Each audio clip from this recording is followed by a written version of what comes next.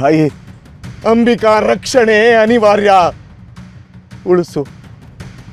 ದುಷ್ಟ ಸಂಹಾರ ನಡಿಲಿ. ಉಳಿಸು ತಾಯಿ.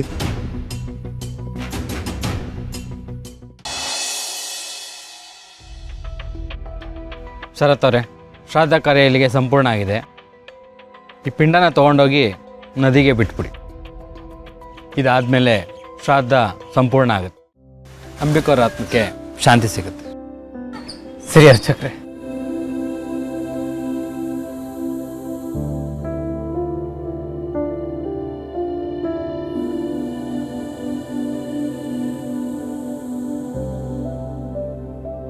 ಅಂಬಿಕಾ ಅವರೇ, ಕೊನೆಯದಾಗಿ ಒಮ್ಮೆ ನಿಮ್ಮನ್ನ ನೋಡಿ ನಾನಿದ್ದೀನಿ. ಪುಟ್ ಮೇಡಮ್ ಬಗ್ಗೆ ಆಗಲಿ, ಬಾಸ್ ಬಗ್ಗೆ ಆಗಲಿ ನೀವು ಚಿಂತೆ ಪಡಬೇಡಿ ಅಂತ ನಾನು ನಿಮಗೆ ಭರವಸೆ ನೀಡೋ ಭಾಗ್ಯನೂ ನನಗೆ ಸಿಗ್ಲಿಲ್ವಲ್ಲ. ನೀವು ಹೋದ್ಮೇಲೆ ಆ ಮನೆ ಅನಾಥವಾಗುತ್ತೆ. ಭಯ ಪಡಬೇಡಿ. ನಿಮ್ಮ ಹಾಗೆ ಅಲ್ದಿದ್ರು ನನ್ನಿಂದ ಸಾಧ್ಯವಾದಷ್ಟು ನಾನು ಆ ಕುಟುಂಬನ ಕಣ್ಣಲ್ಲಿ ಕಣ್ಣಿಟ್ಟು ನೋಡ್ಕೋತೀನಿ. ಪುಟ್ ಮೇಡಮ್ನ ನನ್ನ ಸ್ವಂತ ಮಗು ಹಾಗೆ ನಾನು ರಕ್ಷಿಸ್ತೀನಿ. ಅವಳಿಗೆ ಯಾವತ್ತು ತಾಯಿ ಇಲ್ಲ ಅನ್ನೋ ಭಾವನೆ ಬರ್ದೇ ಇರೋ ಹಾಗೆ ನಾನು ಅವಳನ್ನ ನೋಡ್ಕೋತೀನಿ. ನಿಮ್ಮನ್ನ ನಾನು ತುಂಬ ನೆನ್ಪು ಮಾಡ್ಕೋತಾ ಇದ್ದೀನಿ ಅಂಬಿಕಾ ಅವರೇ. ನಮ್ಮಿಬ್ರು ಮಧ್ಯ ಯಾವುದೇ ಥರ ರಕ್ತ ಸಂಬಂಧ ಇತ್ತೋ ಏನೋ ನನಗೆ ಗೊತ್ತಿಲ್ಲ. ಆದರೆ ನೀವು ನನ್ನ ಜೀವನಕ್ಕೆ ಬಂದಿದ್ದೆ ನನ್ನ ಪುಣ್ಯ. ನೀವು ನನ್ನ ಪಕ್ಕದಲ್ಲಿದ್ದಾಗ ನಾನು ಒಬ್ಳೆ ಅಂತ, ನಾನು ಒಂಟಿ ಅನ್ನೋ ಥರ ನಂಗೆ ಯಾವತ್ತೂ ಅನಿಸಿಲ್ಲ. ಯಾಕಿಷ್ಟು ಬೇಗ ನೀವು ನನ್ನ ಬಿಟ್ಟು ಹೋದ್ರಿ?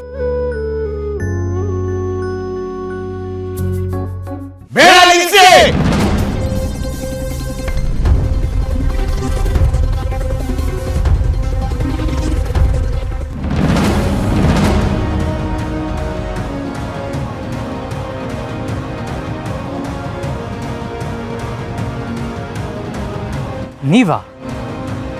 ಅಪ್ಪ, ನೀವಿಲ್ಲಿ? ಇವನ್ ಹೇಗಿಲ್ಲಿಗೆ ಬಂದ?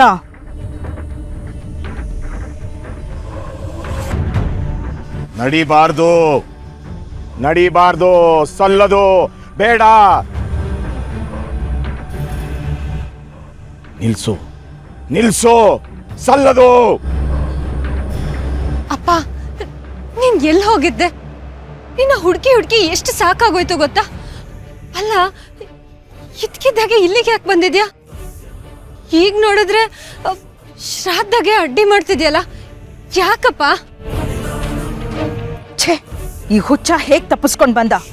ಇವನೇನಾದ್ರೂ ಈಗ ಶ್ರಾದ್ದ ನಿಲ್ಸಿದ್ರೆ ನಾವಿನ್ನೆಷ್ಟು ವರ್ಷ ಪರದಾಡ್ಬೇಕಾಗುತ್ತೋ ಏನೋ. ದುರ್ಗಾ, ಏನ್ ಹೇಳ್ತಾ ಇದಾರೆ ಅವರು? ಸಲ್ಲದು, ಬೇಡ, ಸಲ್ಲದು. ಪಿಂಡ ಪ್ರದಾನ ಆದ್ರೆ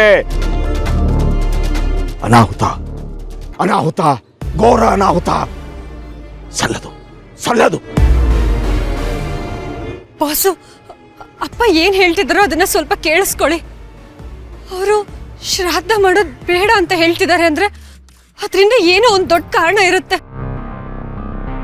ಪಿಂಡ ಪ್ರದಾನ ಮಾಡಬಾರ್ದಂತೆ, ಅದರಿಂದ ದೊಡ್ಡ ಅನಾಹುತ ಆಗ್ಬೋದು ಅಂತ ಅವ್ರು ನಮಗೆ ಎಚ್ಚರಿಸ್ತಿದ್ದಾರೆ ಬೋಸು. ದುರ್ಗಾ ಪ್ಲೀಸ್, ನಿಮ್ ತಂದೆಗೆ ಮೊದಲೇ ತಲೆ ಸರಿ ಇಲ್ಲ. ಈ ಹೊತ್ನಲ್ಲಿ ಹುಚ್ಚ ಮಾತುಗಳಿಗೆಲ್ಲ ಬೆಲೆ ಕೊಟ್ಟು ಶಾಸ್ತ್ರ ನಿಲ್ಸೋದಕ್ಕಾಗೋದಿಲ್ಲ. ಶರತ್, ನೀನ್ ಮುಂದುವರ್ಸಪ್ಪ. ಸಲ್ಲದು.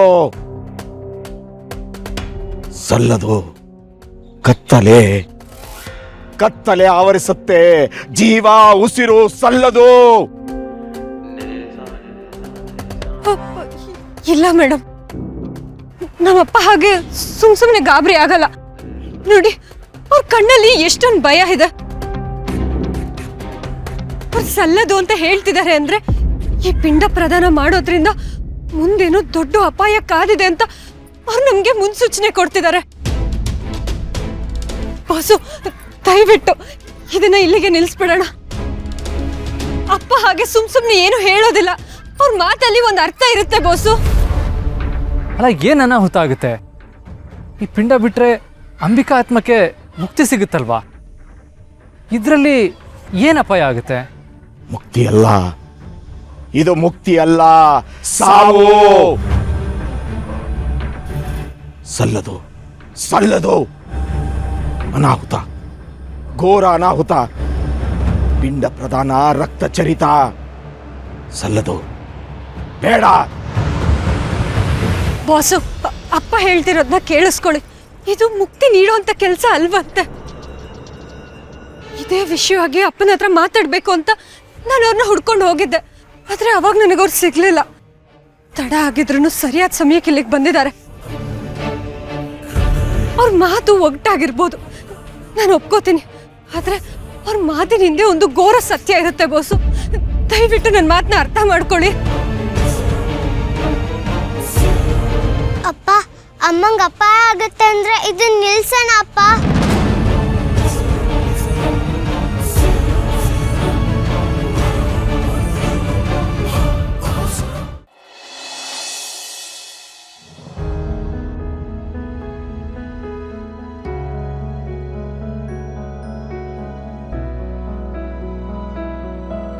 ಶಾನ್ವಿ, ಏನಮ್ಮ ಇದು?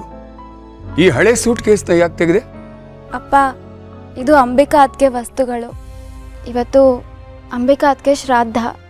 ಯಾಕೋ ಅವ್ರ ಜೊತೆ ಕಳೆದಿದ್ದ ಕ್ಷಣಗಳೆಲ್ಲ ಒಂದೇ ಸಲ ನೆನಪಾಗ್ತಾ ಇತ್ತು.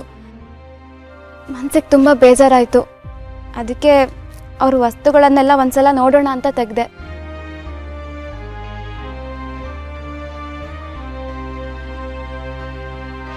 ನೋಡು ಮಗಳೇ, ಅಂಬಿಕಾಗೆ ಈ ಸೀರೆ ಅಂದರೆ ಪಂಚಪ್ರಾಣ. ನಮ್ಮ ಶರತ್ತು ಮೊದಲನೇ ಸಲ ಕೊಟ್ಟು ಗಿಫ್ಟ್ ಇದು. ಇದನ್ನು ಎಷ್ಟು ಜೋಪಾನವಾಗಿ ಇಟ್ಕೊಂಡಿದ್ದಾಳೆ ನೋಡು. ಅವಳು ನಮ್ಮ ಮನೆಗೆ ಸೊಸೆಯಾಗಿ ಬಂದಾಗಿನಿಂದ ಮನೆ ಮಗಳ ಥರನೇ ಇದ್ಲು. ಈ ಮನೇನ ಒಳ್ಳೆ ಗುಡಿ ಥರ ನೋಡ್ಕೊಂಡಿದ್ಲು. ಹೌದು ಅಪ್ಪ, ಅತ್ತಿಗೆ ಜೊತೆ ಕಳೆದ ಕ್ಷಣಗಳು ಎಷ್ಟು ಚೆನ್ನಾಗಿತ್ತು ಅಲ್ವಾ?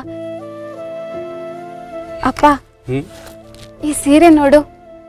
ಇದು ಅದಕ್ಕೆ ಫೇವ್ರೆಟ್ ಸೀರೆ.